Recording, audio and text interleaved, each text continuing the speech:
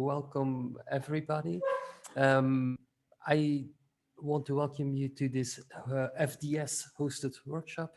In this workshop, we will be talking about a lot of exciting things, but you will also be able to go very hands-on by installing and testing out some new tools we are working on. Before we go to Gregor's opening talk, I would like, if this is possible, for the attendees to maybe quickly introduce themselves, because I'm very, very curious as to what kind of people we have in this session. There's some I know, of course. So is this even technically possible? I don't know if it's possible for you guys to speak. Wojtek, I see your name, so I'll just start with you because I know you. Can you speak, or is this like technically impossible in kind of format?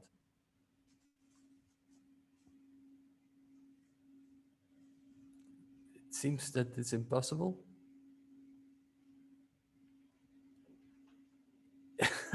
Okay. Anyway, so thank you for introducing yourself in the chat. Wojtek is saying someone would have to enable me. Can someone enable Wojtek to speak? Is that something we can do? Oh, you have to raise a hand, Wojtek. Please raise your hand. Now, yes, now you're muted. Hello. Yeah. Hey, Wojtek, how are you? I am good. How are you? I'm doing great. I look forward to this workshop, even more to the event tonight. We had a really cool rehearsal yesterday, so I'm excited to do this tonight. But please introduce yourself. All right. So, hi, I'm Wojtek. I'm from Czech Republic. And I'm a long friend of Swarm, if one could say that. I worked at IOV Labs, where we were working and building decentralized storage together with Swarm. And now I'm fully focusing on some humanitarian projects with Blockchain for Humanity. Awesome. We should talk about that later because I'm very interested in what you're doing now. So thank you, Wojtek. Is someone else? Would you like to introduce yourself? So the idea is that you have to raise the hand. That's by clicking a button. Antonio, maybe you could introduce yourself. That would be cool because I still have to get to know you better. Please go ahead.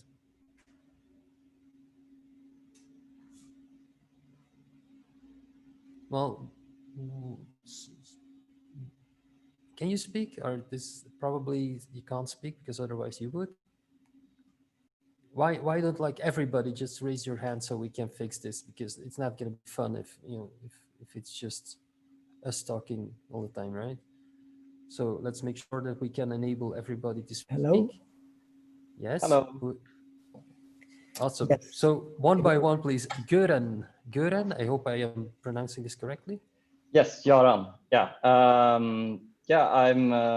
I've been following the Swarm project for a long while. Very excited about this beta now that you're reaching this milestone. It's a very exciting time. Yeah. And what are you working on, if I can ask? Well, me and a few friends, we've been doing some stuff. Like one of my friends and we've been doing some streaming over IPFS before, but ran into trouble. So we want to try to continue that work, maybe streaming video and audio. And we want to build something that has, well, we need the incentivization layer for it to be scalable, I think. But yeah, hoping to create maybe a more fair music streaming platform. We're both artists, or me and my friends, we're all artists. So we want to get paid a little bit for our music, maybe. Well, getting paid more than you get paid on Spotify is not hard. Yes, I heard all about that. I heard that Spotify is even like producing their own music, like for instance, like piano music for restaurants, so they don't have to pay artists, right? So they have their own composers, and then they just buy this music. It's just horrible, I think, as a practice. So thank you so much, Göran. maybe Dixon Siu. I hope I'm pronouncing these names correctly. Please correct me if I'm wrong, Dixon. If I am correct, I think we will also be hearing from you in the event later tonight. Yes, you're correct with the pronunciations. Yeah, and I work with a Personium project in Japan, and it is open source personal data store from Fujitsu, and it's a kind of an ICT company. It's an infrastructure company, and I only heard about I only heard about Swarm from my friend from My Data Global, Trent from Data Fund. So he invited me to do the prototype integrations and everything. So thanks a lot, Trent, and yeah, that's it. Awesome. Thank you. I don't think Chert is here right now, but we will, of course, be seeing him tonight Yeah. at the event. Jakov, is, Yeah, hello, can you hear me? hey, how are you? Yes, I can hear you. Yeah, hello, I'm from Croatia and I work in a small company. There's 7 of us called Shard Labs. And basically, this is my first contact with Swarm, but I had some experience with IPFS, which is a bit similar. We are working right now on a project for Ethereum called Sourcify, where users and developers can verify their smart contracts. And then I was thinking about using Swarm to save those verified contracts in decentralized repository. I think that would be a good case for that. That would be an awesome case. Yes, yes. Yeah. It's so much fun for me to hear all of you, speak about what you're doing. It's like it's so much fun to be amongst like-minded people. Okay, Gerard Steenkamp or Gerard Steenkamp. I don't know how to pronounce this. You haven't raised your hand. Oh, now you do. Awesome. Gerard, please go ahead.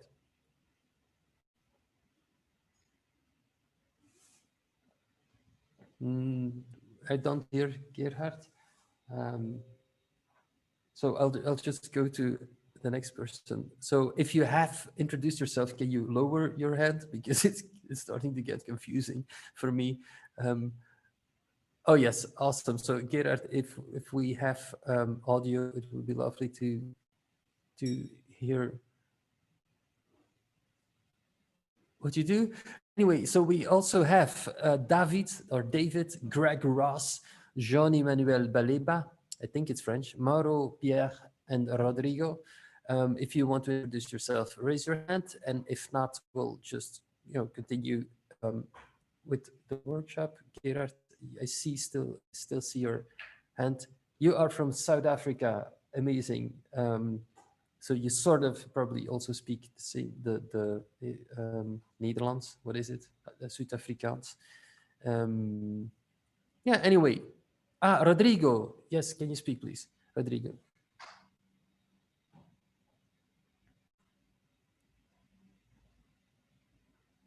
No, Rodrigo.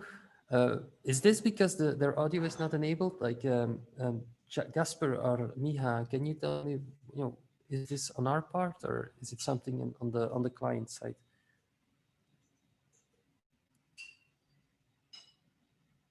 So Rodrigo says he cannot unmute himself. Can you hear me? Yes, now we hear Okay, you. Hi, Rodrigo. Hi. Well, my name is Rodrigo. I'm from Brazil, but I'm currently doing my PhD in Norway, in University of Stavanger, focus on distributed system protocols. And my interest in Swarm is to learn more about it because recently I luckily got a fund from a grant on Swarm to develop application for the Which Swarm one? grant. The decentralized email service that we call it WAGO. Yeah. So we are working on that idea, and Swarm for me is very promising in this area because of all the research behind. Like it's not just a product. Like it's a lot of research involved in the area. So I'm very interested in. So this was the proposal where you actually try to implement a quite an old thesis where people are basically responsible to store their own email and their friends' email. Is that correct? Yeah, yes. The idea is from Daniel Bernstein. It's from the late like 20s, 2000, the year 2000. Mhm. And the idea is to inverse the logic of SMTP servers. So it's not the receiver that need to keep the emails, but the senders. And if you have a storage like the centralized storage, you can kind of easily achieve this thing, but you have a lot of problems around. Yes. And our project is intent to solve this. Like this is what we are working on. Yes, I read the proposal, let's say, and I found it very, very interesting. I'm looking very much forward to see you build this in a prototype, probably, right? Yes, yes. Okay, so now I think we can go to Gerard Steenkamp, which is a name that sounds very, very Flemish, but he's probably not. Hi, can you hear me? Yes? Ah, fantastic. Yeah, it's Gerard Steenkamp. Similar Yeah. to Where are you from? from South Africa. Ah, But yeah, okay. yeah, my name is Afrikaans, very similar to Flemish, I guess. Yeah, yeah. So yeah, I'm junior developer, just entering the blockchain space. So this is very much an introductory sort of video for me. Yeah, my boss recommended that I join the webinar, so thanks for having me. I already like your boss. So, Jean-Emmanuel Baleba.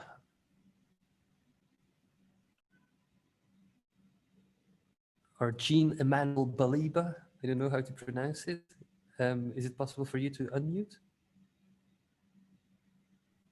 Hello, Yes. can you hear me? Yes.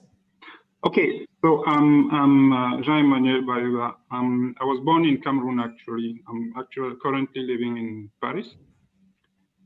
I've been following the project Swarm for years now, almost from the beginning. I've been playing with the previous versions. I have a B node running right now. My hope is that Swarm can change the way we do data in Africa. And I really hope that we can have a decentralized infrastructure to manage the data and help small companies and individuals to own their personal data. Okay, Jean, welcome. And it's fun. I think you're French speaking, right? I mean, you're native yes, French? I'm French speaking. The thing is, Cameroon have been colonized by British and French, so we are quite bilingual most of the time. Yeah. Awesome. Okay, thank you, Jean. If someone else, I think we have some new people. Oh, Nicolas, you have to introduce yourself. I'm sorry, I'm not even giving you the choice. This is Nicolas by Vision, and you in the previous Swarm Alpha event, Nicolas gave a really interesting demo. Nicolas, can you unmute yourself if you feel like it, of course. If not, I will not further push you to talk.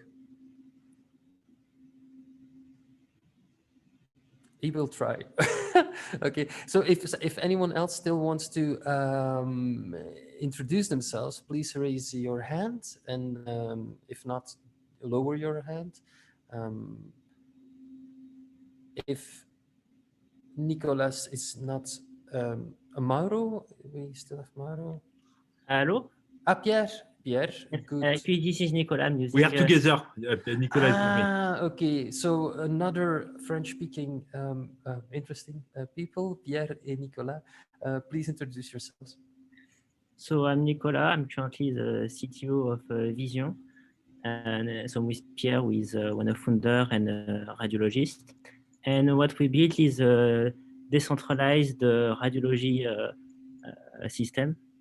So basically, we are using a Swarm and the blockchain to create a teleradiology platform. So hospital will send over Swarm image from the patient to the radiologist. The radiologist will send over Swarm his report and will integrate the report inside the hospital.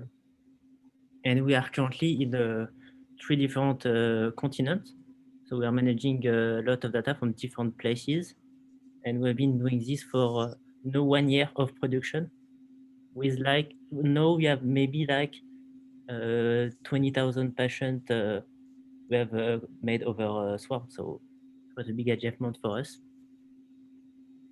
Yeah, I think it's amazing. So just to point out, like, I think this is one of the very, very first and only of a few projects that are actually live using Swarm. And I think your use case is like spot on. I mean, it's like advertising for it's like advertising for Swarm basically. So maybe if we have time, this workshop is supposed to take 1.5 hours. So I think we might have time at the end. We'll see, because then I think it would be really interesting for you guys to have like 5 minutes to explain the projects you're working on. Okay, so let's see. Greg Ross says that he can't talk right now, but he's listening. Welcome, Greg. I think we have. Oh, and Chert is here. Chert, maybe you can still also just say hi.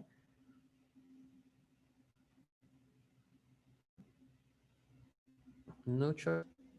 Oh, he's gone already. Okay. Anyway, I think we almost had everybody. I think we didn't hear from Mauro, but please, if you still want to talk, raise your hand. Or even during, this workshop, if you want to speak, just raise your hand and we'll unmute. And let's make this as interactive as possible. I'm all for having a dialogue. Let's get on with the program. Maybe we have sort of a structure to present to you this afternoon. First up is Gregor. Gregor is a quite well-known thinker and organizer in our space and is responsible for, I would say, organizing and sort of leading Swarm's efforts. And he is also the founder, or at least one of the driving forces behind Fair Data Society. Gregor, if you are here, I certainly hope you're here. Please, can you unmute and show yourself? I'm here, Michel, and I'm showing myself. Hello. Oh God, I love that background. What do you have? No. So I don't want to spoil it, but Gregor is actually sitting in his office, but it's like a really boring office, right? Yes. And so yeah, we could do like this, how it doesn't work. It's too big of a green screen, so this is how the illusion breaks. Did you actually attach the green screen on your back as like wings? Yes. No, it's this is true. Something like that. This is from our tech support. It's a mobile green aura / screen. Okay, you have to sit still because at the corners I can actually see your Yes. your office. Yeah. So anyway, yes. So Gregor promised me he would do a little bit of talking on ethics. Of course, we can open this up to a discussion. I'm gonna mute myself and stop my video for a while and give the floor to Gregor. Please go ahead. So hello everybody. It's really good to see such a cool crowd here. Thank you, Michel, also for the introduction.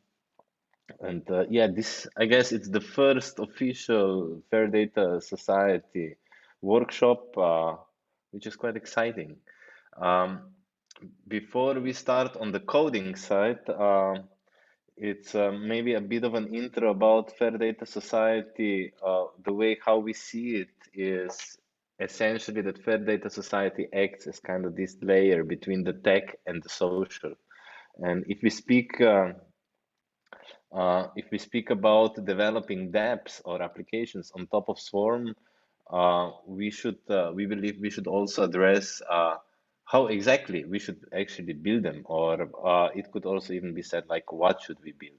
And in this way, what we mean is we can maybe for starters say we know what we don't want to build. We don't want to build another internet that repeats the same mistakes that we are seeing today. So this may be one way to look at it. Today I'm going to use actually slides that I originally prepared for a talk at NonCon conference in Vienna.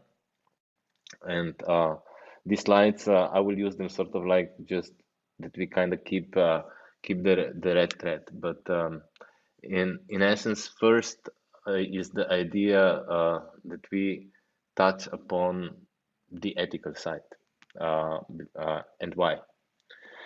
So let me just share my screen. And please, everybody, feel free to interrupt. It's like if we would be in person in a sharing the same space now, I hope it would be like more of a discussion. I guess it's a bit more difficult over Zoom. So let's start.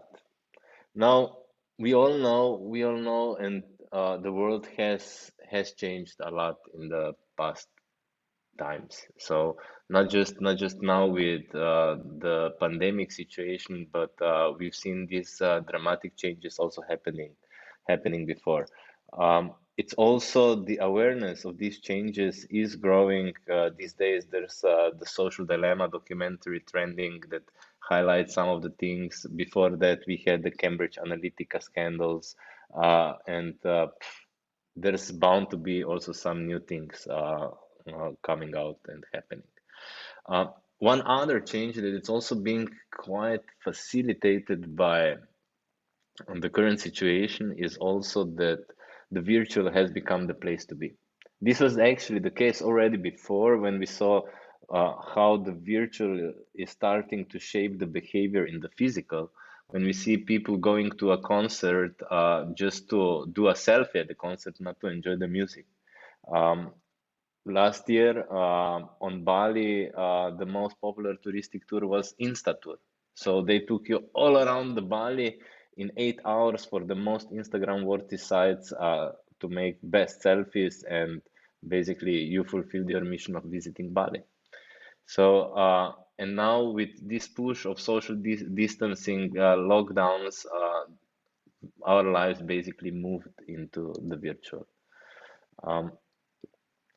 And yes, this on the other side, what we in some circles we do speak about it, but in mainstream I would say we still don't speak enough about it, is also connected with the data aspect. And for kind of every aspect that we have today, there's an app for it. Moreover, we also have we are seeing now the proliferation and how many apps are being developed and at the same time converging into one for contact tracing, for example. So while measures are needed, it's also what we see around the world. Around the world, we see that it's really kind of also, you know, here I call it Black Friday for creating a surveillance state. So we see a lot of new laws being passed, and these laws have like 1 or 2 articles that don't really have to do much with the current situation except for exploiting it. So there's been a lot of talk how in a way also the current situation is being used to restrict our liberties. And this is definitely something that we should keep in mind. At the same time, we should also think about like what is going to happen after. And here I'm not referring just again to the COVID situation. It's when we build dApps. This is probably one of the most important questions that usually is not asked often enough by the developers themselves. So when I build a like button, what will happen after that? And when I build the retweet functionality, what will happen in this way? Will I create angry mobs on Twitter? Will I create tools to divide the society, etc.? So what will happen after should be one of the main questions, I would say, that we need to ask ourselves even before we start building the app. Now, to come back to, this was kind of more to provide a wider context, but at the same time, we will be using in the next minutes basically contact tracing as an example how to think about the principles, how to approach an ethics by design. So how can we start with that, with thinking about the user, with trying to think about what could be like the undesired side effects, and how to prevent it. And the first thing that starts in this space that we speak about it is actually synchronizing around the notion what actually personal data is. So here are many discussions ongoing, and it's hard to say which one is the right one. There is not, I would argue, there's no ultimate answer, because it also is important what kind of values stand behind, what kind of culture. So in this regard, for example, we see a very big difference how Europe is approaching personal data and how USA is approaching personal data. We see a very big difference also how Japan with their information banking industry are approaching personal data. This is a lot also enabled and determined by the culture itself. Within the principles, the first draft of the principles that we prepared within the Fair Data Society initiative, it starts with sort of the prime directive that personal data is us.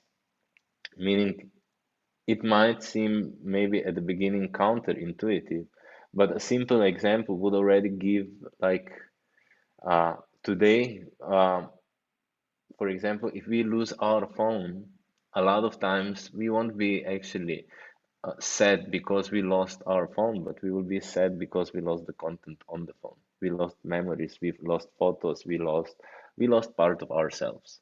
So in this regard, from the ethical point of view, you know, it can be argued if somebody comes and steals my phone, did they just perform an ordinary theft, or was this an assault against me? So where did I actually get hurt more? And this is something, again, it's like things like this are important to think, to have in the back of the mind when we are designing and thinking about the apps that we want to do. Why? So if we adopt and subscribe to a principle like this, it becomes clear that in a way we should design systems that maybe don't enable on the user experience side a very easy monetization of data, especially not personally identifiable information.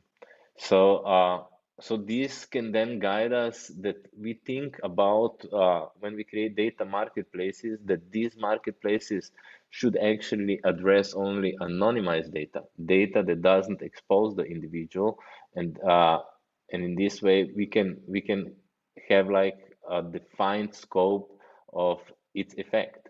On the other side, if we would develop an application that enables very easy monetization of, let's say, my Facebook data, do we really know what we enabled? Do we really know what kind of repercussions this might cause in the future for the user itself?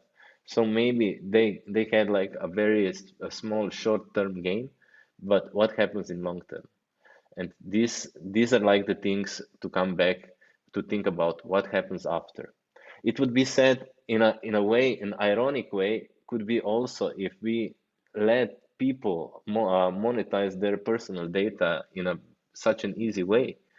You know, on one side we might be thinking, oh, we are creating a platform that gives power to the people, that helps them to reclaim their privacy, and they can create new revenues. We are creating a platform that improves privacy. But are we really? If we design a system that incentivizes that users sell our data, we actually then created an engine against privacy. And this is like where we can find like this small catch. Okay, if I can quickly interrupt you, Gregor, Yes. I think Wojtek is raising his hand. I don't know if it's on purpose or not, but I'm quite sure I had like a little chat in the first workshop. Oh, Wojtek, you lowered your hand. That's too bad. Later on, I will ask Wojtek how to mitigate what you're talking about, Gregor, because we had a little chat in the first workshop that I find very interesting. So please go on. So I don't see if anybody raises a hand. Where No, can I he see was this? raising his hand, but then when I Okay. said it, he didn't raise Yeah. his hand anymore. So I think it was, not on purpose. So sorry to interrupt your talk. No. It's great. It's great. It actually feels better that doesn't feel like I'm speaking into the void. I like it. So Yes.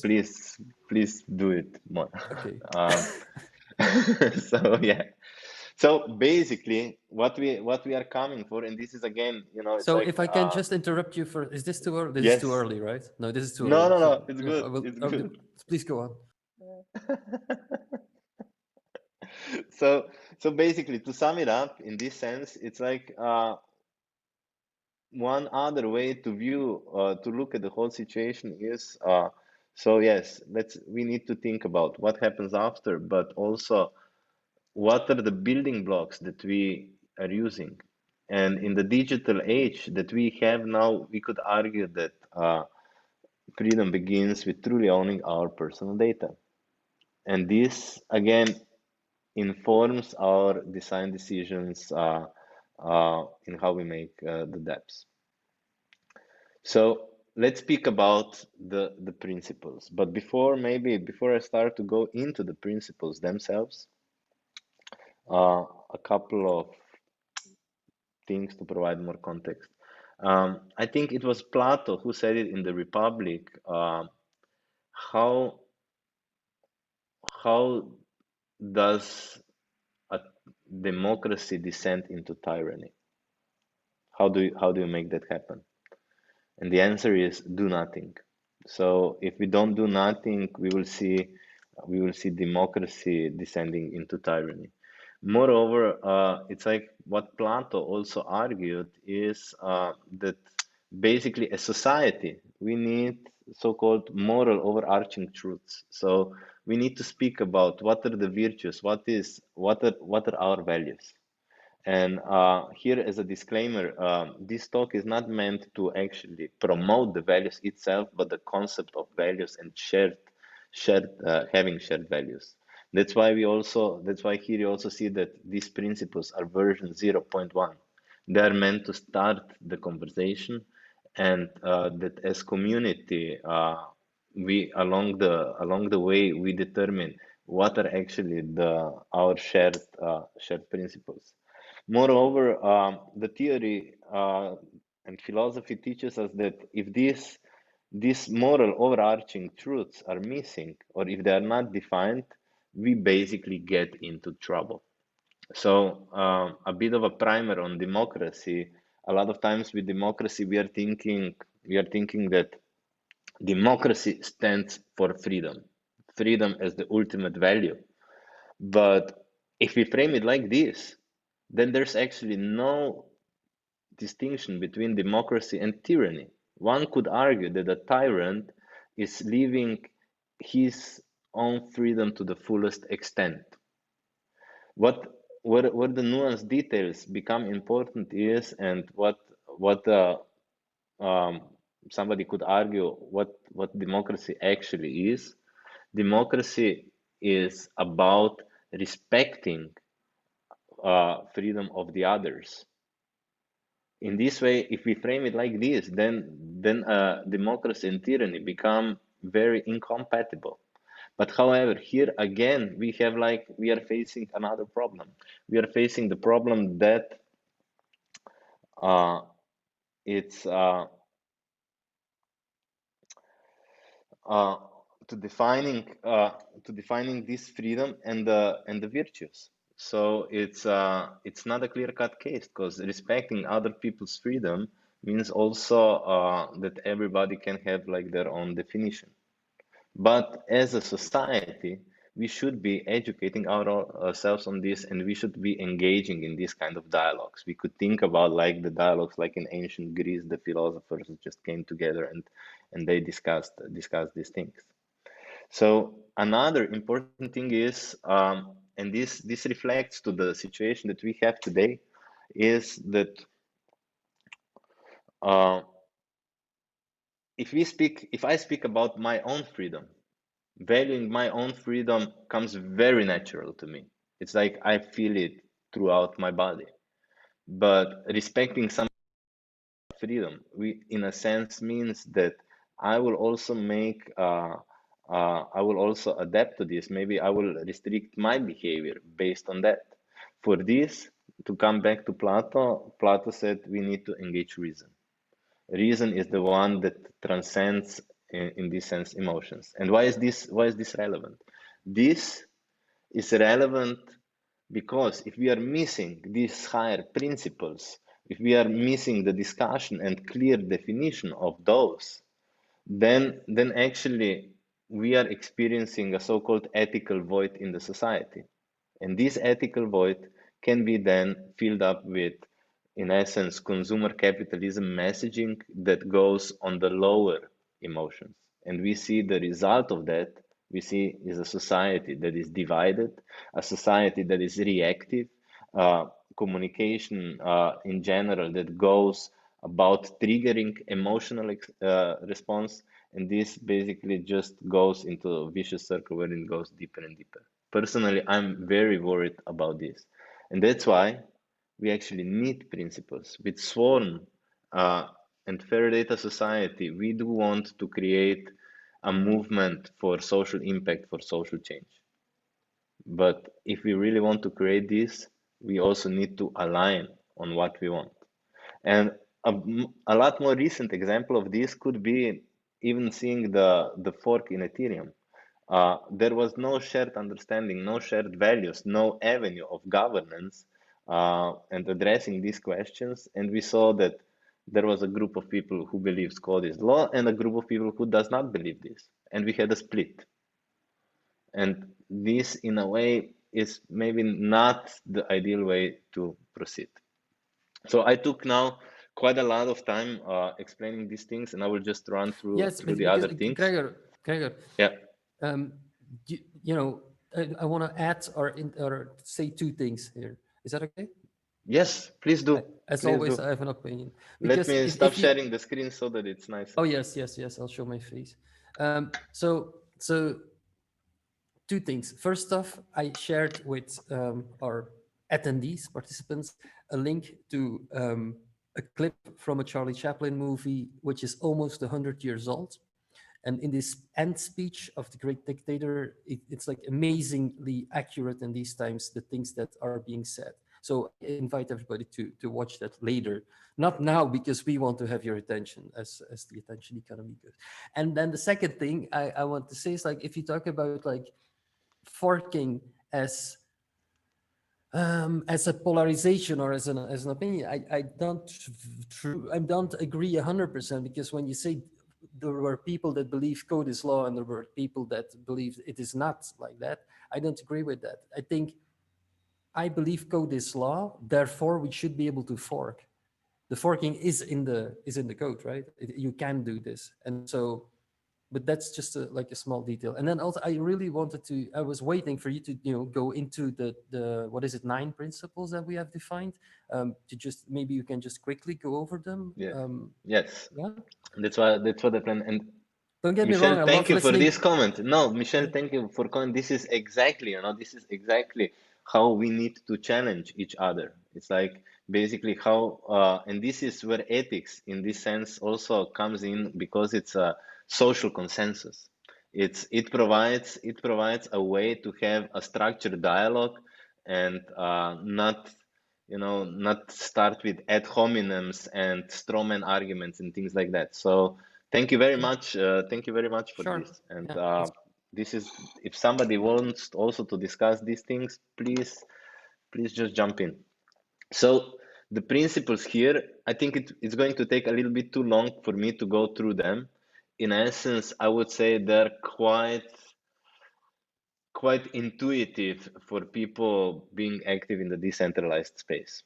What I would rather maybe jump to it is that we see how we could approach with this and use it on an actual example.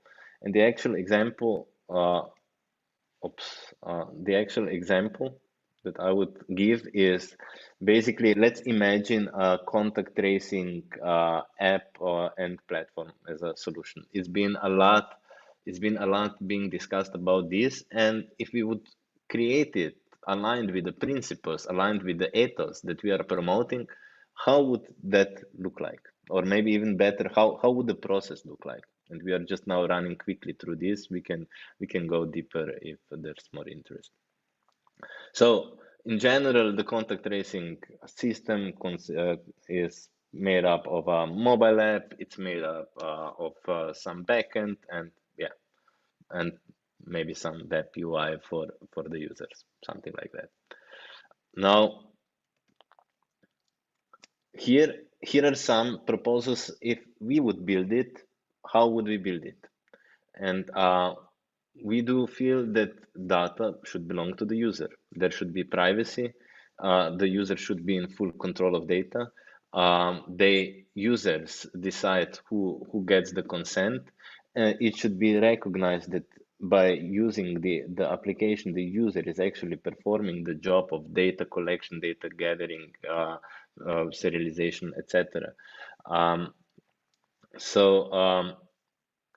Moreover, how this data exchange happens, there should be protections in place, and users should know what is happening with their data. So all this kind of should result in a human-centric approach where we take the user first.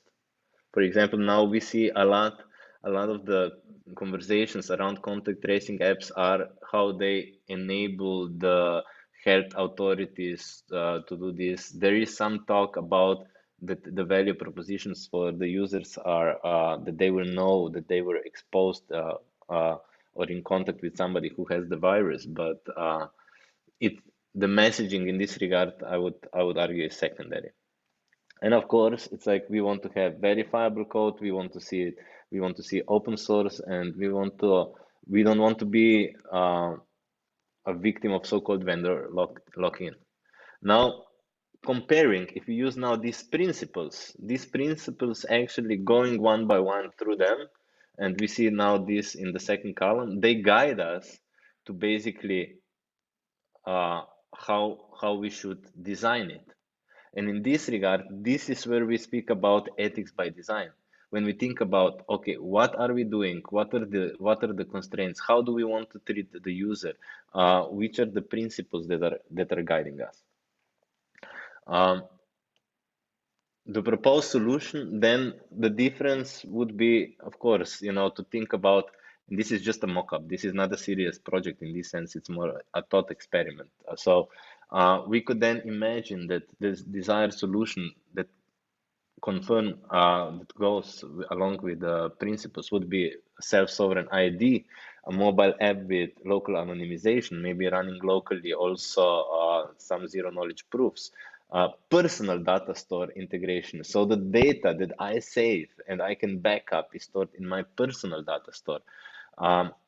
It should be private file transfer, data transfer, and at the same time, the data that is submitted, and here maybe comes a bigger change to the narrative that we see in the mainstream, should be transparent and publicly usable. So we could imagine, for example, here comes Swarm as this great technology that enables this. Is, let's say I have as a user this kind of app on my phone, but research at the same time shows that most users mistrust the governments. They are not sure what's happening with data. They have privacy concerns, and they're afraid that their data will be manipulated or even used against them. So with Swarm, I could anonymize first. Okay, this is not Swarm. So I could first anonymize all the data on my device, And even before I would upload it to Swarm, to a public data set, I know the hash of that data. So in a way, it's very similar to what we are experiencing within the blockchain space when we go to Etherscan or any blockchain explorer to check the transaction. The hash, in a way, serves also to verify that the data that I've submitted, the same data ended up in the public data set. And this can be verified by anybody for the data they submitted. So we as society, what we can know then is we can know that that data holds true. We can, with a public data set, anybody can, as in open source, can check the calculations, the recommendations, and at the same time we see transparently who can use it and how they can use it. This is a quick rundown how these principles and why should be considered, and I would actually wrap up here. Thank you all for the attention, and Michelle, back to you. Okay, Gregor, because I was just thinking, like, you know, the more we talk about these problems, the more depressed I get. But then luckily there's always someone like Dan who is talking about how we can solve all this through code and technology, and even, I would say, even like interpersonal relations, because we are talking a lot about interoperability of data and apps. But to me, like, the most important thing I'm focusing on the last, I don't know, year, or like interrelationship stuff, right? It's like making sure that we all are sort of aligned, or are thinking in the same kind of way, that we define the problems together, and actually all in our own way try to solve them. Because one of the weird things about this space is, of course, that of a decentralized space is that it attracts people who like to work on their own or on their own projects. So I'm totally agreeing that if we can make sure there's like a shared belief system and a shared problem definition, that, you know, that we can actually use this as a force, right? As something forceful. Yes, and also just, you know, that we as ecosystem, we recognize it's some developers might not really be interested into using principles, but on the other side, you might have activists or philosophers or other social scientists who are, and they can do the job to help the developers to do it easier. Because at the end of the day, I would say that at least a big majority of developers wants to do good. We want to all to do good apps. And from personal experience, I see that speaking with many developers in the blockchain space, it's like there's a lot of enthusiasm. Let's make something work. It's this engineering enthusiasm, but if we are building unstoppable apps that are touching the humans, we actually need to put this extra effort to think about what we are actually building. And Yeah, just it is, this in a way, it's very discussion around, scary. you know, yeah. Okay, Just, so I think most people. Thank you so much, Gregor, Thank for you. bringing up Plato. Dan, how lovely to see you. So this is a workshop. So I'm looking forward to not having to type code today, but to just watch someone else do shell scripts and stuff like that, and technical demos. So, oh yeah, before we go to you, Dan, I'm so sorry, quick interruption. So we have a really cool Telegram group, which is called the Swarm Orange Lounge. And yes, the spot on, I loved our stage manager. So if you scan this QR code, is that even possible? This QR code looks so weird. So anyway, so we have a Telegram group, which is called the Swarm Orange Lounge. And over all these events we have been doing, and you know, talks and workshops, we have asked people to join this, because this is actually sort of the in-crowd kind of Telegram group where we share everything that Swarm or Fair Data Society has to talk about will be shared first in this Telegram group. Also, this is where you will find like-minded people sharing sort of the same beliefs. So please join this. Also tonight with the Swarm event, this is like I don't know, sort of a backstage or like a room where you can just give feedback on everything that we are doing. So Dan, hello, good morning or afternoon. I don't know what time it is in the UK right now, but is it still morning? It's almost late o'clock, just after. Oh my God, so late. Yeah, it's all good. Thanks so much for that, Gregor. Fascinating as ever to hear about the ethics behind Fair Data Society. Sorry to disappoint, Michelle, but I shan't be typing in any terminals for you, but instead, but we can look forward to seeing Zahor do that a bit later on. Okay. Yeah, I'm just going to very briefly kind of give an update of where we're at with developer tooling, how we're thinking about things, and introduce some of the new ideas that beta, especially release, brings to the table. So the history of development on Swarm, as I'm sure some of you will know, is that it's all kind of like based around this monolithic HTTP API. We're now moving over to a different kind of paradigm where the delineation of that will be slightly different. There's now a chunk-based API, HTTP API. So we're moving over to a situation where we'll be building the actual binary data of the chunks client side, and then pushing that into the network at a chunk level. And we're in the process of doing that. So rather than having feeds at the effectively server level of the B proxy, we're now starting to build JavaScript tooling to enable that to be done at the client side. And this is going to start to enable some of the higher level functionality that we've discussed in the Book of Swarm. So I'll just give you a quick tour of that for those that haven't seen it. So the Book of Swarm is available through our website and various other communication tools. And there's a whole section on what's called higher level constructs that discusses the different approaches that now we can take to building applications in this decentralized space. And it's actually gone quite deep and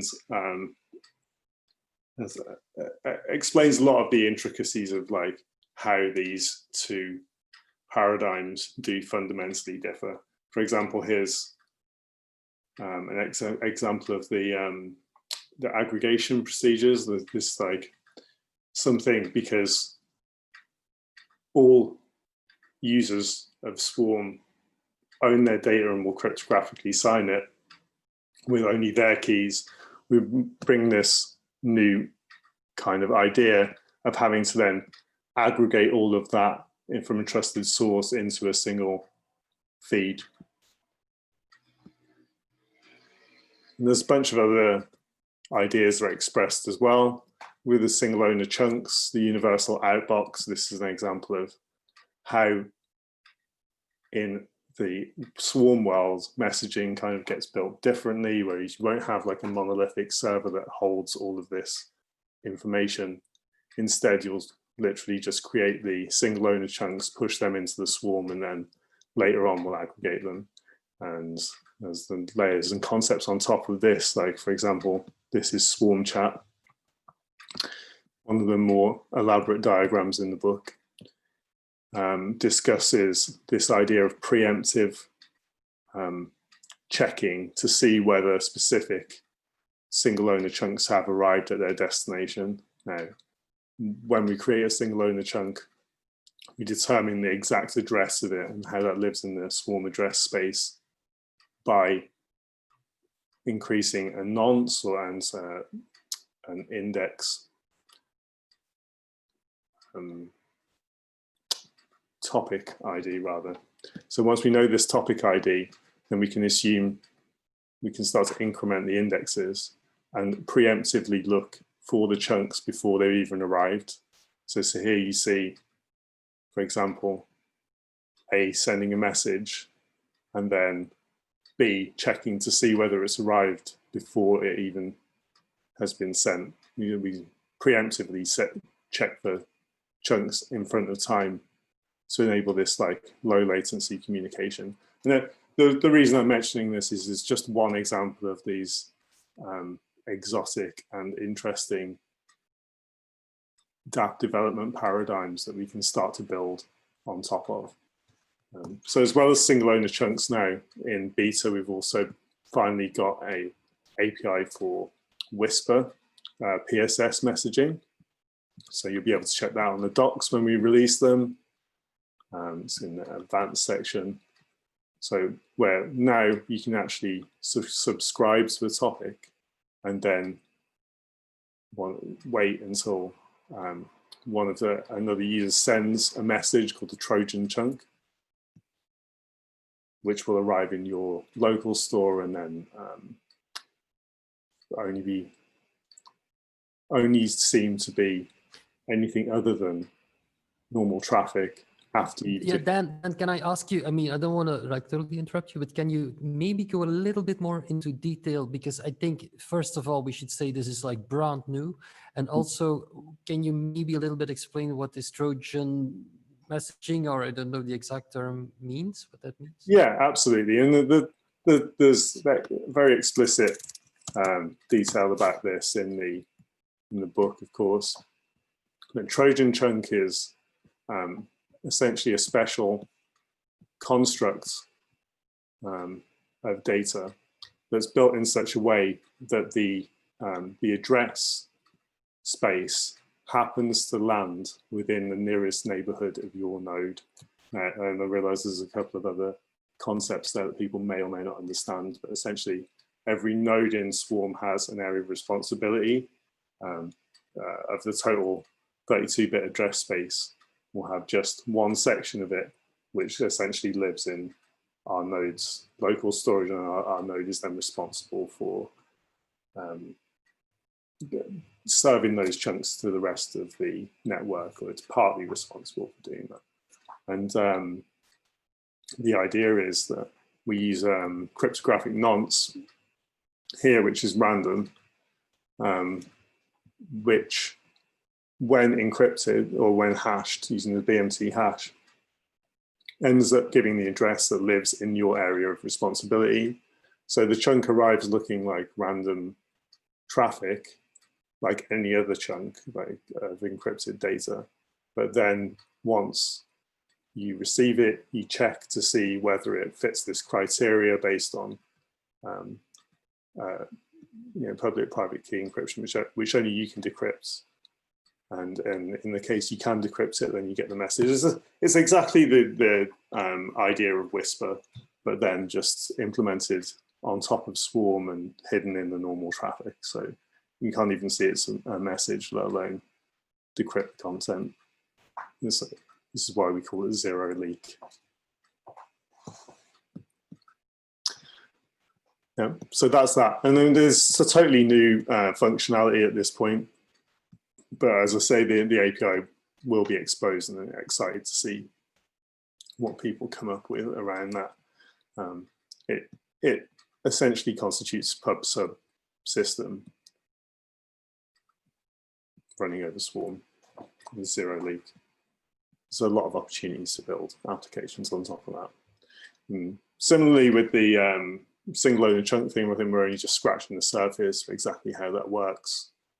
And I'm excited to see what people come up with.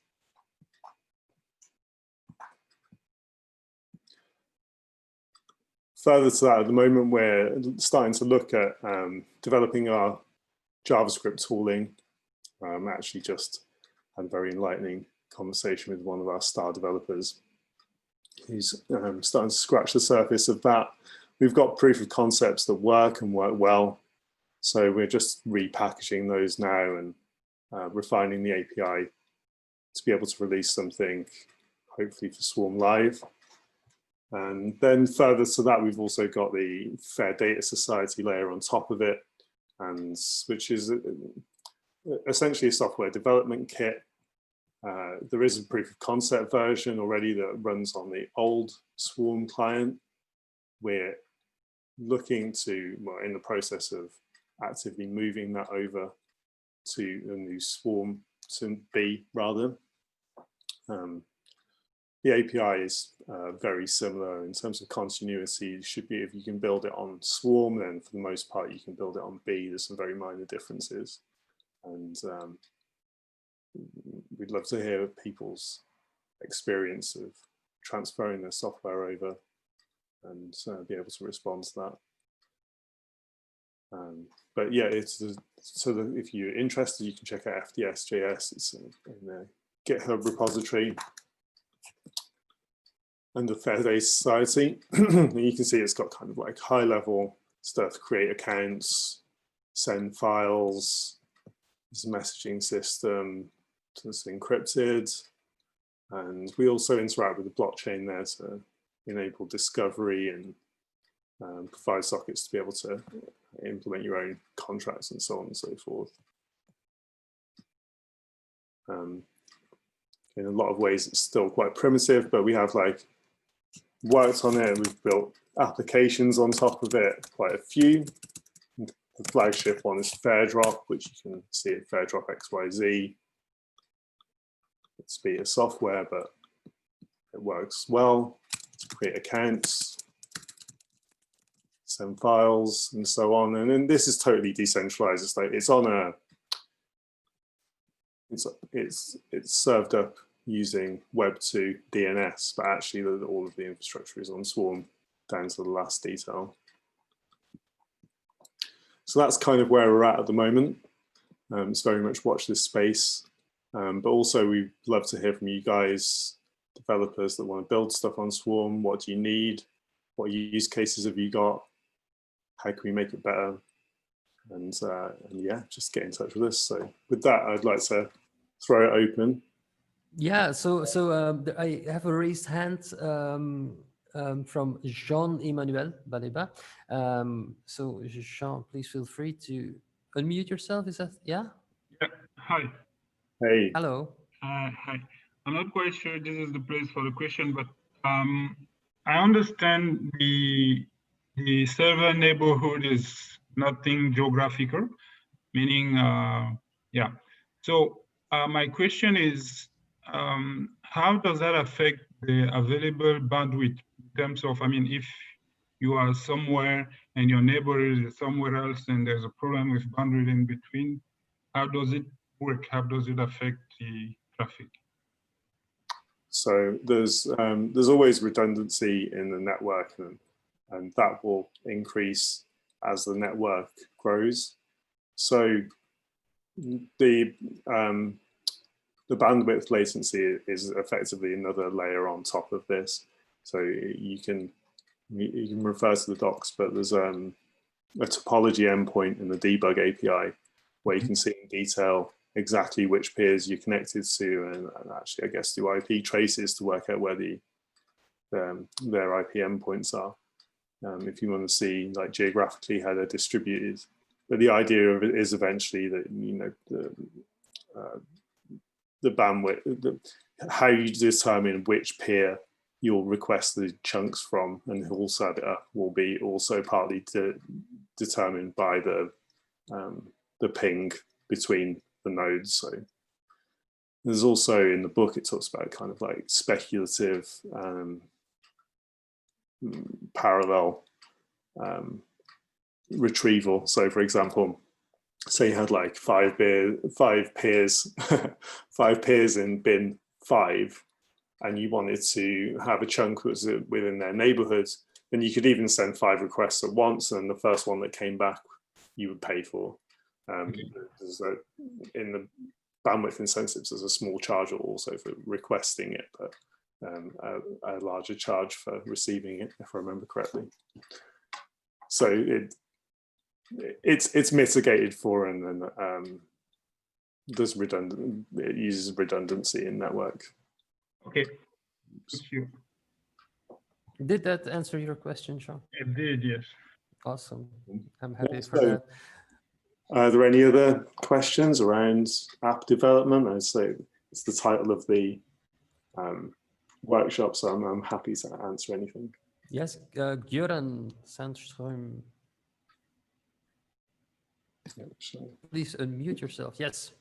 Yes. Yeah, I was just wondering if you have any idea of when we can start to expect to see maybe some sort of light clients coming along, and also support for other implementations in other languages. So because, well, I for one am looking forward to trying out to build stuff that uses light clients on Android for dApps, because yeah, well, most people in the world have a smartphone, but not necessarily a computer. So yeah.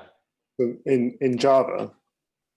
Well, Kotlin, but yeah, it's basically well, if it's Java, then it can compile. But of course, I've played around a bit with Ethereum and making having Go bindings to Ethereum clients on Android. It works, but it's a big binary to deal with. Yeah, so I think the roadmap for this isn't fixed at the moment, but the first step will be to build something in JavaScript. I think in terms of building in new languages, unless somebody is particularly interested in doing that and comes along. I can keep. There's been a successful compilation on Android of the B client, I think. So actually, it seems to work on Android. Okay. I'm sure there's a lot of pain points there with the light clients, and certainly on the roadmap somewhere. But it seems to work.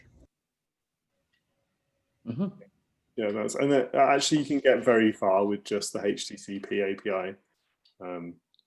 The concept of a light client is sort of still being defined. This was Swarm. It's very nascent area of research in a way. It's something that's been on our radar for a long time, but the exact nature of the implementation is kind of, the details are only kind of like finally coming to light now. So actually literally just got off a call where we're kind of like pinning down the finer details of it. So I can't say anything about timescales, but watch this space. Okay, yeah, cool. I just wanted to know because it's interesting to also for a developer to at least build up an idea in your head around how many years in the future we will have to wait until we can see stuff. Of course, well, it's always unsure, of course, but when we can start to know that we will have something rather stable that we can put in the hands of people that have smartphones. Yeah. Yeah, absolutely. I'd encourage you to have a look at the HTTP API or talk to me offline about exact use cases and help us to inform what exactly that should be. But I hope it's not years plural. Okay, thanks. Okay. So another way maybe that's I think I find interesting to kind of mitigate this light client problem is by like using dApp nodes. So I've been using a dApp node to run my B clients to like even run like front end dApps running on top of this B client. And just by connecting my phone to a VPN, I then can access all my stuff in a decentralized space. I think for now, I mean, it's of course not like a solution for for like the mass public. For now, it's an easy way to at least develop stuff on top of.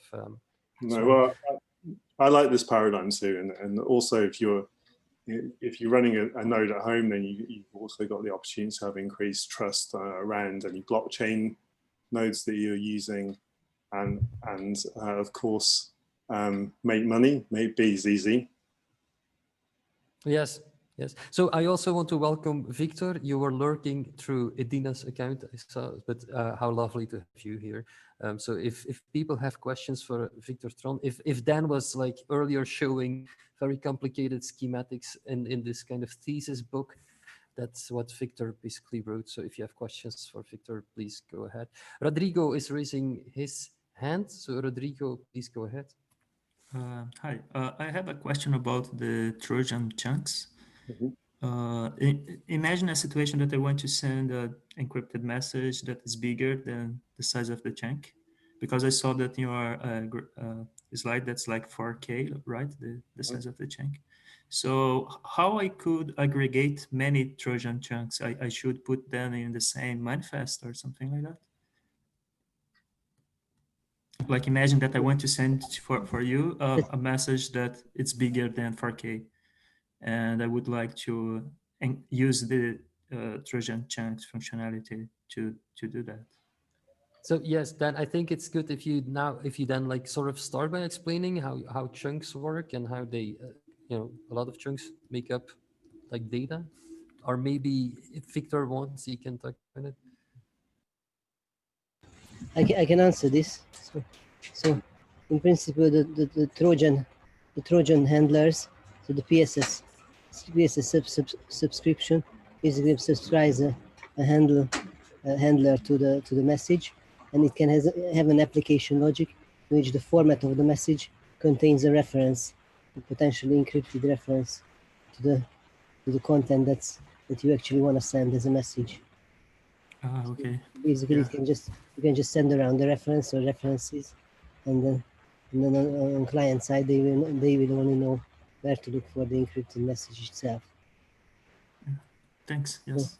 So basically, that answers your question. PSS and Trojan chunks is basically just for initial contact, and for further messaging you can also use feeds. Perfect. Yeah. Yeah. So you can check out the documentation under encryption, how to use the B client to encrypt, and then receive the reference, then send that over PSS. Okay. Thank you.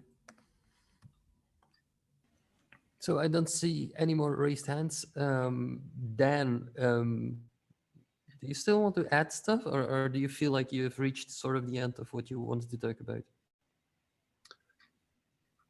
Yes, yeah, I think so. I mean, I'm just trying to give everybody a bit of a teaser. Really, it's a very active time at the moment for this development, and there's a lot of stuff going on in the background.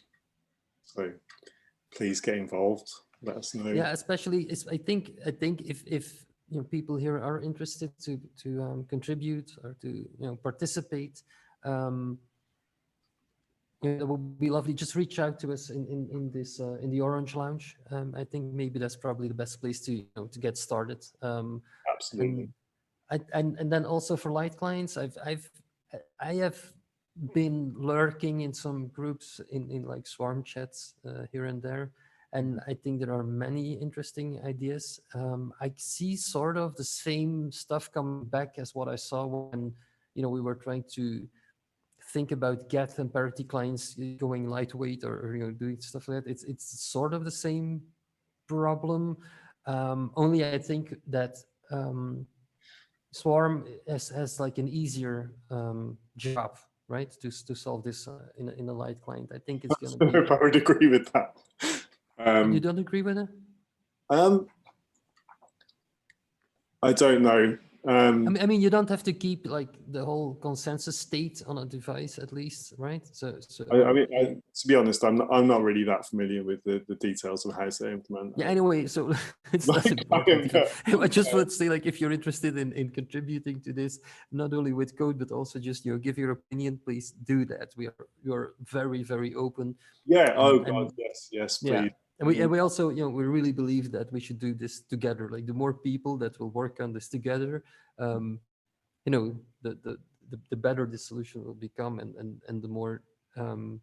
It's not even about better. It's like we have to make sure that we build this in a way that it covers like all use cases, even the ones nobody has been thinking about yet. Absolutely, and we're at the fortunate stage now where we've got the bandwidth to actively support people that are interested in building applications on the software and even respond to specific needs. So this means grants, right? Just to call a cat.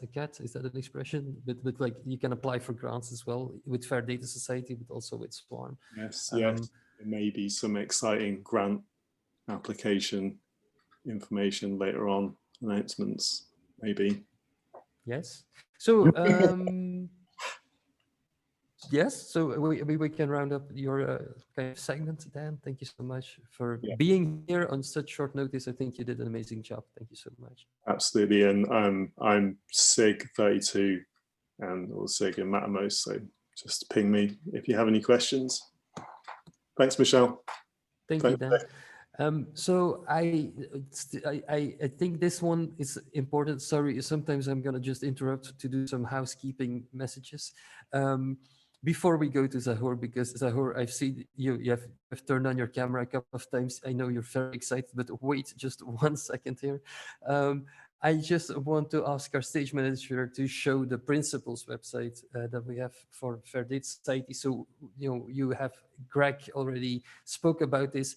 We have made this little web page, principles.fairdatasociety.org, where we actually go into detail of the principles. Now, this is just like talk, or like something you can read, but we are looking for something more importantly. We are trying to get this society to have as many participating members as possible. So if you agree to these principles, or if you want to change them, whatever you want, but we are looking for people and projects to pledge to these principles, to actually actively say, like, if I build my dApp, I'm gonna take into account these principles, and I'm gonna make sure that my dApp is like fair data proof, so to speak. So if you feel like you are building something that is fair data proof, please tell us so we can add your name to a growing list of projects and people who are pledging to these principles.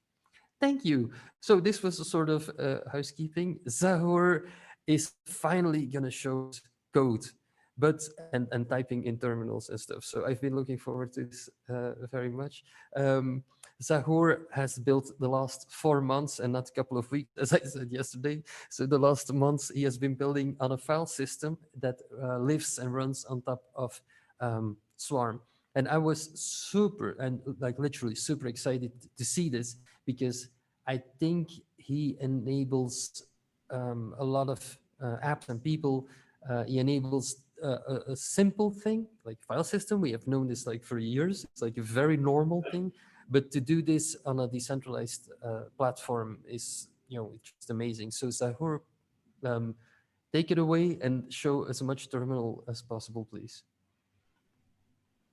Thank you. Are you muted? Okay, no, I can hear you. Thank you. No, I'm not. Okay. Thank you, Michelle. I'm going to share my screen. Just give me a second. Where is this? Yes. So yes, so I'm going to talk about faiROS. faiROS is actually a project which was done under Fair Data Society umbrella. My name is Zahur. I work full-time in Swarm and do normal stuff what Swarm developers do. But while doing that, we were looking at things at how we can help the developers who want to build stuff on top of Swarm to make their lives much easier. And I would say this is one of the outcomes which came out of this. I'm going to jump and skip few slides because I want to spend as much time as possible inside a terminal. So what I say, faiROS is actually, the major portion of, what faiROS does in one single line is that it helps application developers who wants to build on top of Swarm their lives easier by abstracting certain things exposed in Swarm. We all know that Swarm is very, very, very good at exposing the basic fundamental blocks of Web3 file system. It is very good at things like having, like singular chunks, or I mean, like having very good protocols that actually help in spread these information across the network and so on and so forth. But what we wanted to give, a few years ago, like 3 or so years ago, I built something called as a Fuse file system driver on top of the old Swarm client. So which helped Swarm to, which helped the Swarm file system to be mounted under a normal Linux client. So this is like an extension of that idea, but here we don't have Fuse and such things. We have something called as fairOS DFS layer, whose basic thing is to do certain stuff and abstract and make the lives as similar to as what people are generally used to in Web 2 world, so that it becomes easier for them to transition inside Web 3. Like things like user management and very importantly logical drive management, that you have a place where you can store information, where you can go and point your applications and say that it is there in this path, and like things like that, to do permission management, to do automatic payments management, like if you upload a file, you have some kind of accounts through which you will be charged, and all these things. Again, all these things still use the same fundamental structures that is actually provided by Swarm, but exposed in a slightly better way, so that it is easier for people to do certain things on their applications. Now their applications can be like Web3 oriented dApps, or they can also be like slightly traditional Web 2 based big data systems. So this is like the major thing that we have did, and we expose things, informations through APIs and through a REPL prompt, and we are planning to have a data driver also, something like SQL driver and other such drivers, right? And have access to index structures, different file formats in which you store, and things like that. So these are not really core to Swarm, but it will be good to have by a dApp developer, that if there is something, if I say that let's say if I have a decentralized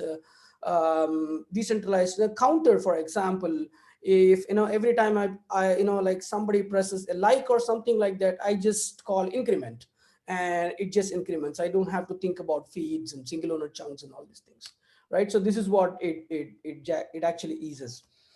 Now I'm going to actually go into 2 demos, which is going to actually show you what can be done with this. One is basic introduction about the fairOS DFS, and another is how do people share between files between 2 users in fairOS DFS, right?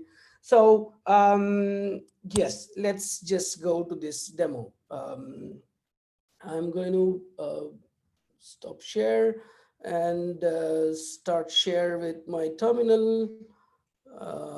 Yes, I hope you guys can see my terminal. So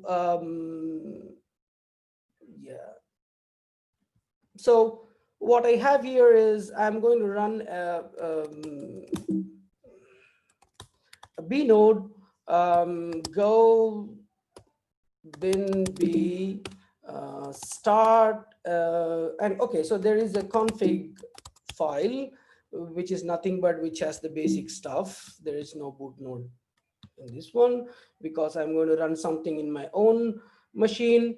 Unfortunately, I could not run a boot node outside so that people can also connect and do this demo along with me.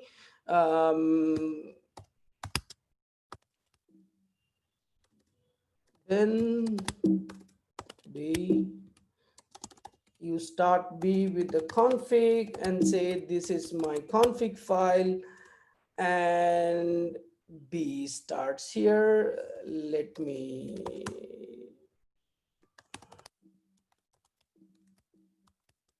think there is a new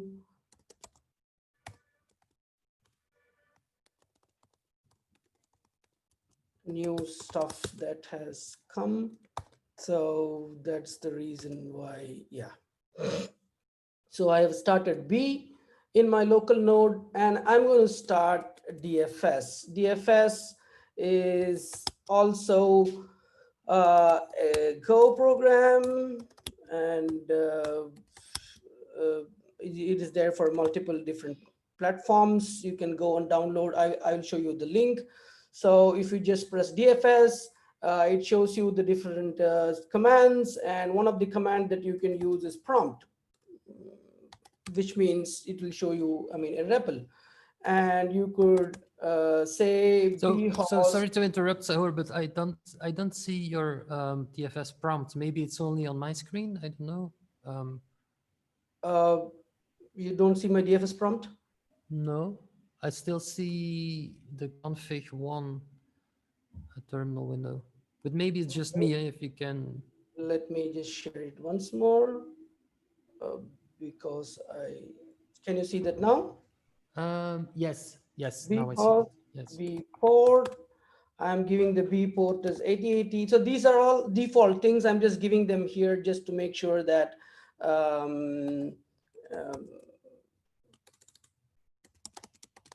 data directory, I'm giving temp DFS node 1.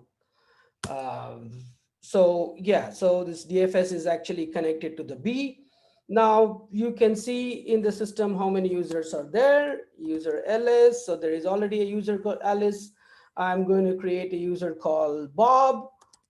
User new. So there is a help here. So if you actually forgot, you can come and type help. So you have user related commands. You have something called as pod. Pod is nothing but it's actually a drive, a logical drive. A user can have multiple pods. So I'll first create a user. I'm just creating Bob. So either you can provide your own mnemonic or it will create a mnemonic. Don't worry, this is in my local machine, so it's not a problem. You can store this mnemonic. In future, we want to introduce external signers like Sept or like ledgers or other things like that, so that the mnemonic is not exposed outside. So now the user is created and the user has been logged in. So you see the username here. And there is no pod right now. So you can create a pod new C drive. You can create as many as you want. You can create a D drive, whatever, right? So now you can create different directories inside the drive, and you could directory 2.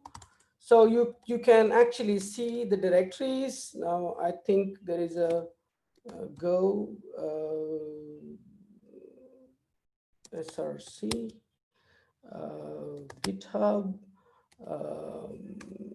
JMOS, fairOS demo. I have the executable here. So the same executables, just to be on a safer side.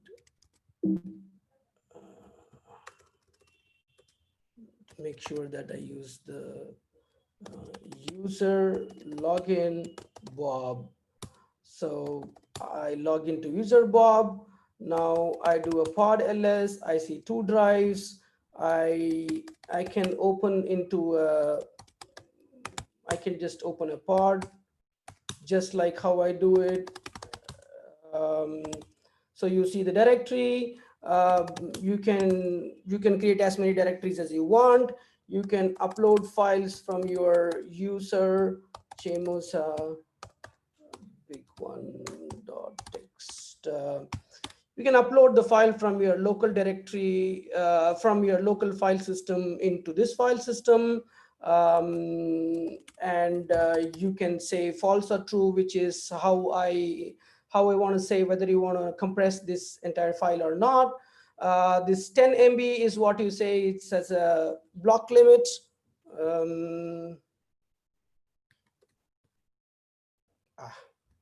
Now let me check what is that I have here. So I have users. Did I put users? Oh no, that's the problem. So I give this, and when I say 10 MB, this entire file, which is close to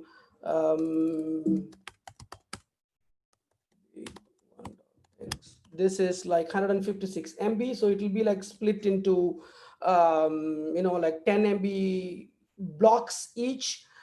Why you do this? This is very similar to how Swarm splits the file into smaller chunks. This is split into bigger blocks so that later when you want to give this to any applications to do large scale processing, it's easier for every instances of the application to pick one block and then start processing independently and parallelly.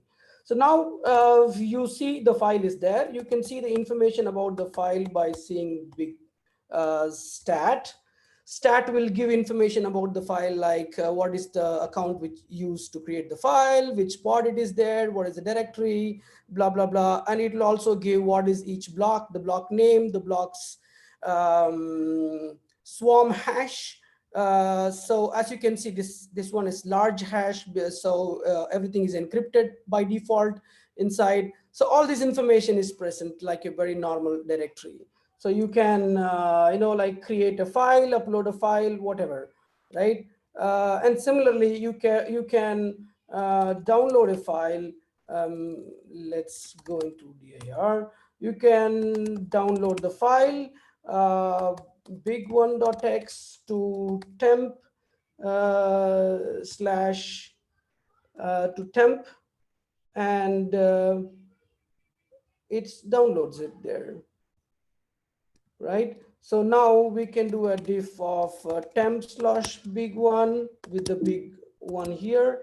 So it's the same file, right? So you could upload and download files. You could actually share these files with others and so on and so forth. So I'm going to go to another demo for which I'm going to show you a video because it will just save us some time by which is like, if you want to share a file with others, how do you actually do this? So I hope you can, okay, so this is the same terminal that I shared, I'm sorry. So I'm going to share you this, the QuickTime player.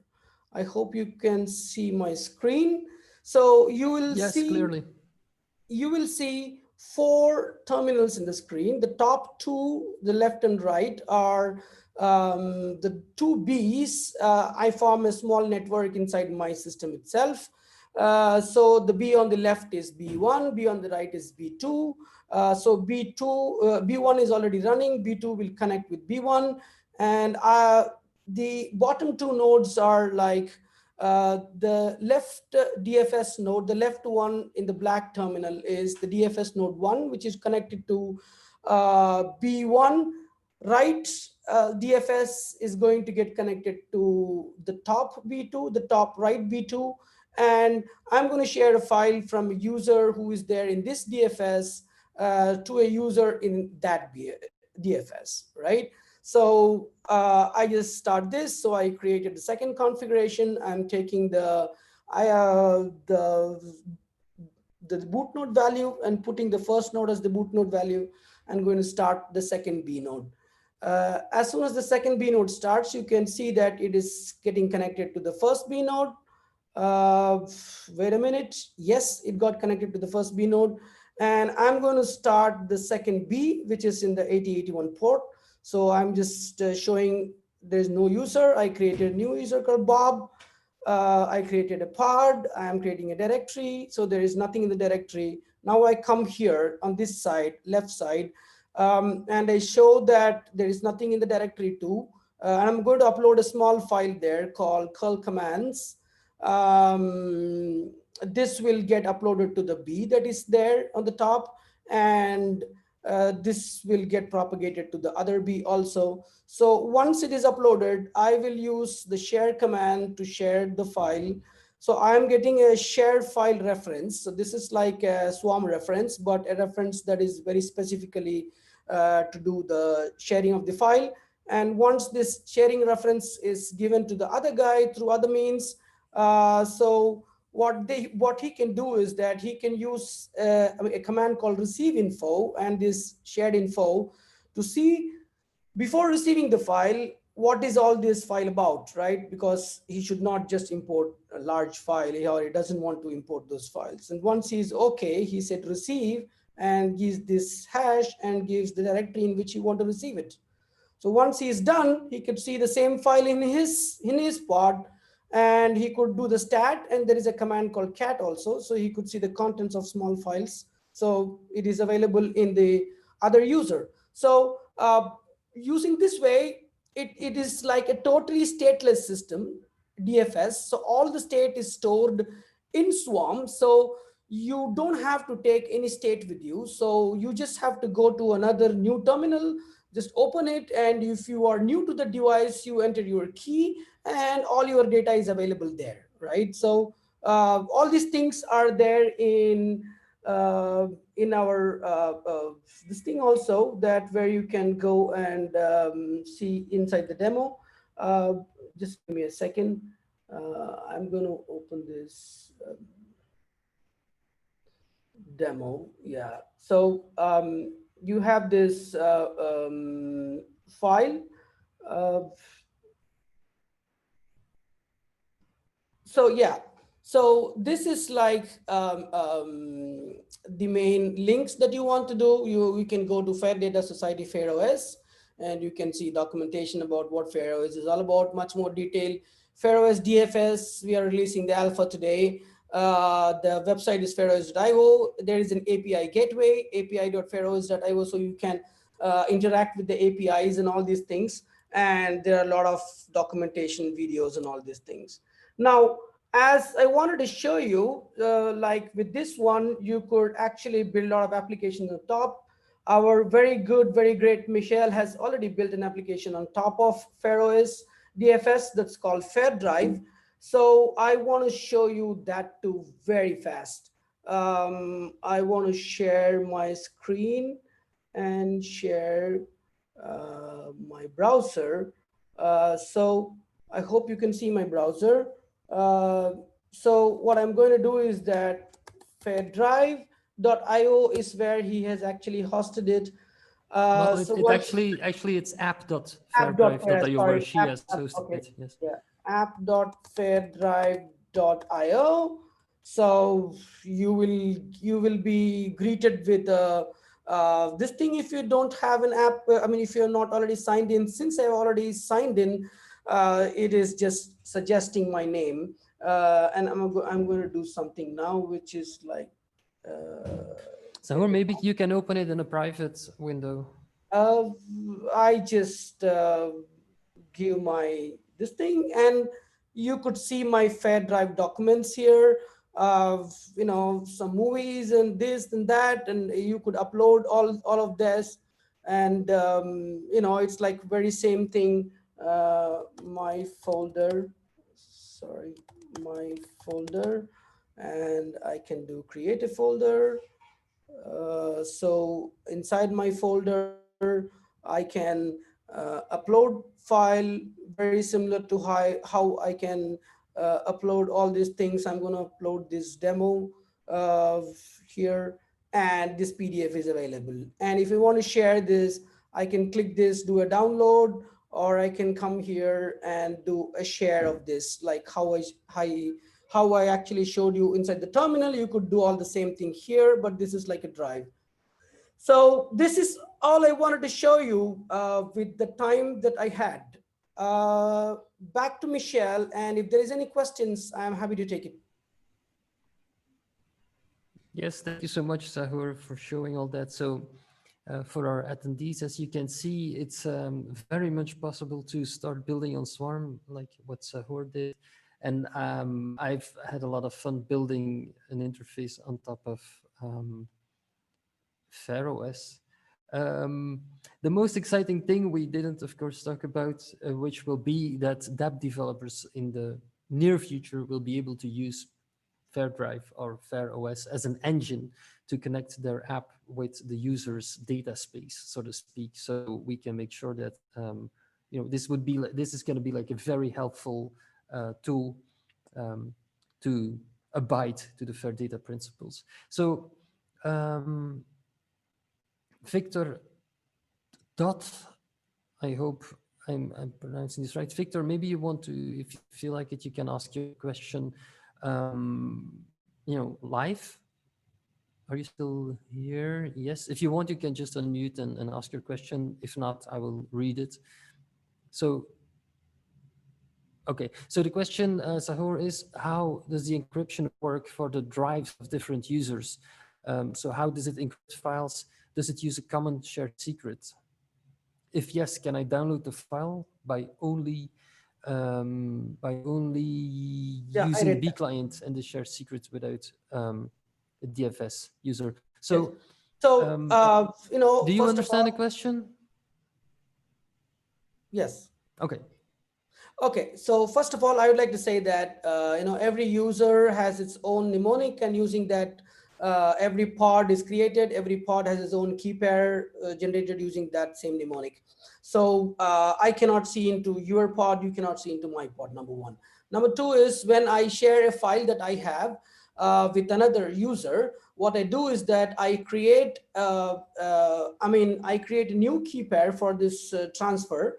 And I encrypt the file's metadata with that, and I created a specific reference which has the decryption key and all this logic there. So what you saw as the sharing reference has the way for the other guy to create the key. To extract the key pair again. So it can be only shared with that guy, with the other person. For now, we are not really checking that. For now, the sharing is like whoever has this link can open this file. But later we are going to add, it is there already inside the metadata, we are going to add a logic which says that only the file to whom that I actually shared can only open it, even if it's there in Swarm. Only that user can decrypt it and can look at the metadata, and in turn can go and look into the files which he shared, right? So yeah, so this is the thing that is there. I hope I answered your question. So for anybody just can encrypt files only for themselves. So if I encrypt something, currently I just can decrypt myself, nobody else.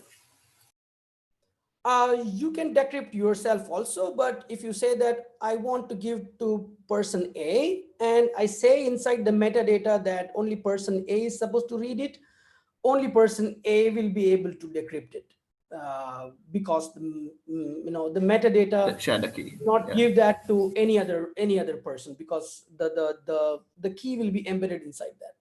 Okay, I understood. Thank you. So I think if you want to learn more about it's I don't know if Victor Tron then still is with us, because there's an interesting, I think a very interesting problem here. Of course, our holy grail, Sahur, is also to have like shared drives, like what you would have in Google Drive, where you can just add like users or remove them. And if I remember correctly, on page 114 of the Book of Swarm, there is something about, God, what was the name again?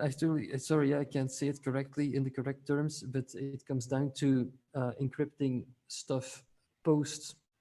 I have to look at. Anyway, is Victor Trons still here? Edina? I could see Edina. Edina, I'll be louder. Edina! No, so no, Edina. So I'm sorry, but you can read all about it. So I want to thank you, Sahur. There are no more questions as far as I can see. Thank you for this, I think, very comprehensive demo and explanation. So yes, we'll see more of Sahur tonight at the event. I invite you to tune in to that. It's 1800 hours. What is it? Our time zone? Gregor, are you still here? Yes, I'm Ah, here. I'm so happy. Yeah. Okay, so what Dixon is saying, CEST. So Gregor, you have to zoom in a little bit or come close to the screen because your screen is doing really weird stuff behind you. You have to sit still because this is, okay, it's a little bit silly. Anyhow, so Gregor, what are your thoughts until now? I find this very exciting, but you know, it's like, of course we are biased. I think all these things, what we also in a way started to guess across is basically how um, within the Fair Data Society initiative, we try also to just kickstart the tracks that we see relevant for the ecosystem to move forward faster, for developers to not start from scratch implementing some basic elements, such as, you know, when we are speaking about fairdrive. It's there are many exciting dApps to be built on Swarm, and developers in future can just easily, you know, connect to fairdrive. They have the backend part for the user in this way sorted out. But even more, the vision is that also dApps can then access also rich data from the user in a privacy-centric way. I find this mega exciting because for me, it's like the new world in the making, and it's also exciting for me on a very just personal basis. You know, I see like a lot of very interesting applications coming out, AI-based applications, but I just don't want to use them because I think the hidden price of these kind of solutions is just too big. It's these new shiny toys, but with efforts like this, we can actually, you know, create a free digital society in this sense. So yeah, this I think it's cool. I see we are also running basically towards the end. Mhm. Maybe what we can also say for today is that today at the Swarm beta event later, we will start grants, a new round of grant call. This will be going on through October, and it's definitely I think people here giving that thank you for all your time and attention. I think you're the prime candidates to actually apply for a grant and get dirty, you know, get like hands-on experience on Swarm, you know, like in this sense. So start building, exploring. Yeah, it's exciting. Well, thank you so much, Gregor. Okay, so it's maybe 10 minutes early, but unless I see raised hands, which is totally fine. I mean, we have 10 minutes, but I'm also quite happy to round it up here because, well, actually the, oh, how can you reset the password of app.fairdrive.io? I will, you know, maybe do like, can you create an issue at the github.com/fairdatasociety? I haven't done that yet. So I just rushed, basically made some prototype code to show off fairOS in like a front end, but there's like tons of features missing, and it's actually it's not a production ready app. So you could, if you want, you can just do log in as another user, or you can just like totally delete your local storage, and then you're fine to go again. But please create an issue, and then I hope other people will join the effort in building something interesting on top of this. It's just a React app, so it's like quite simple to contribute to. So one thing I wanted to say maybe is that I've been thinking a lot, especially after seeing this movie or documentary, The Social Dilemma. I've been thinking a lot about, what can we do to mitigate this current dystopian situation we're in, where my attention is being sold, right, to the highest bidder. And so I was I am inclined maybe as a technologist, sort of to think in technological terms. And I thought like maybe if we incentivize, like having your own data and keeping your attention, etc., this might solve stuff. But I'm sort of getting convinced that, this is not the way. We might be creating even the opposite, because if you are like me, if you have been in crypto for a while, you probably know the phenomenon of I bought a shit coin and now I'm looking all the time at how what is the performance of this coin. You go to your app, you look at TradingView, for instance, and every hour you need to know what is happening with the token, because it's sort of like a judgment on if you are like a smart investor or not. And I think that tokenization and even like creating, the incentives, etc., might even make this whole addiction and attention problem even bigger. So we have 7 minutes left, so I would love to close this meetup and invite everybody to just have like maybe a small meditation or a moment where you try to get your attention with yourself and focus on other things than technology, crypto, and all this stuff. Because I believe that the only way we are going to win this war with AI bots who are trying to compete for our attention is by actually hacking our own minds and know when we are spending what kind of attention and giving it to whom, and not giving it away for free like we're doing now. I think our attention is very valuable, so I won't take more of it. And I want to thank all the participants. You've been an amazing club, and I hope to see you guys in the Orange Lounge. And I hope you tune in tonight to our event. It's going to be a lot of fun. So thank you very much. And now I'm going to meditate for 5 minutes. See you all. Bye-bye.